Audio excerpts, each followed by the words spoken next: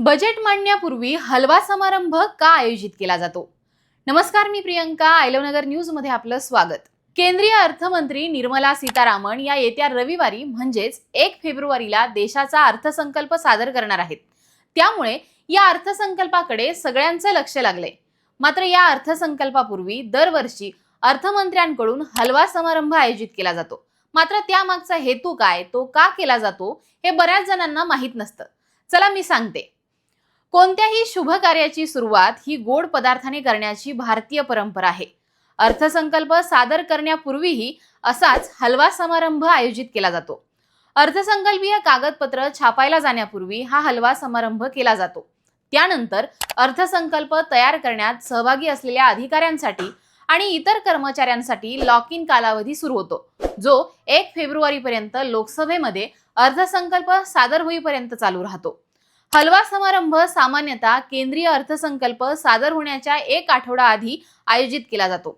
याच दरम्यान अर्थसंकल्पाविषयी कोणतीही माहिती लीक होऊ नये यासाठी बजेटच्या कामाशी संबंधित अधिकाऱ्यांवर ही कडक नजर ठेवली जाते. अर्थमंत्र्यांनाही यावेळी सर्व कडक नियमांचं पालन करावं लागतं. हा समारंभ अर्थमंत्री आणि अर्थसंकल्प तयार करण्यात सहभागी अधिकाऱ्यांमधील एक कृतज्ञतेचं प्रतीक आहे. तसेच अर्थसंकल्प तयार करणाऱ्यांच्या कठोर परिश्रमाचा सन्मान करण्यासाठी आणि या संकल्पनेची गुप्तता सुनिश्चित करण्यासाठी देखील एक महत्त्वाचा टप्पा आहे. या समारंभामध्ये अर्थ मंत्रालयाच्या स्वयंपाकघरातील एका मोठ्या पॅनमध्ये हा हलवा तयार केला जातो. अर्थमंत्री स्वतः हा हलवा अर्थसंकल्प तयार करण्यात सहभागी असलेल्या अधिकारी आणि कर्मचाऱ्यांना देतात.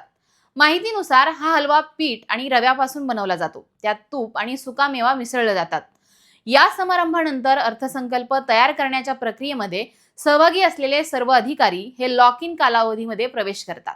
म्हणजेच या अधिकाऱ्यांना कोणाशीही संपर्क साधता येत नाही. सहसा बजेट अधिकारी आणि कर्मचारी हे नॉर्थ ब्लॉकच्या तळघरासारख्या सुरक्षित ठिकाणी राहतात. या काळात ते सतत बजेटवर काम करतात.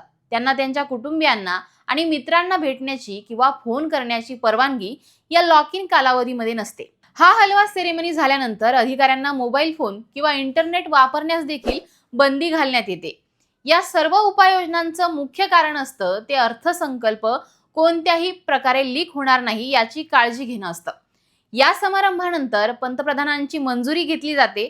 त्यानंतर अर्थसंकल्पाची कागदपत्र ही छपाईसाठी पाठवली जातात. ही संपूर्ण प्रक्रिया अधिक सुरक्षित ठेवण्यासाठी गुप्तचर विभागाकडून वेळोवेळी मंत्रालयाच्या तळघरात असलेल्या प्रिंटिंग प्रेसची तपासणी केली जाते.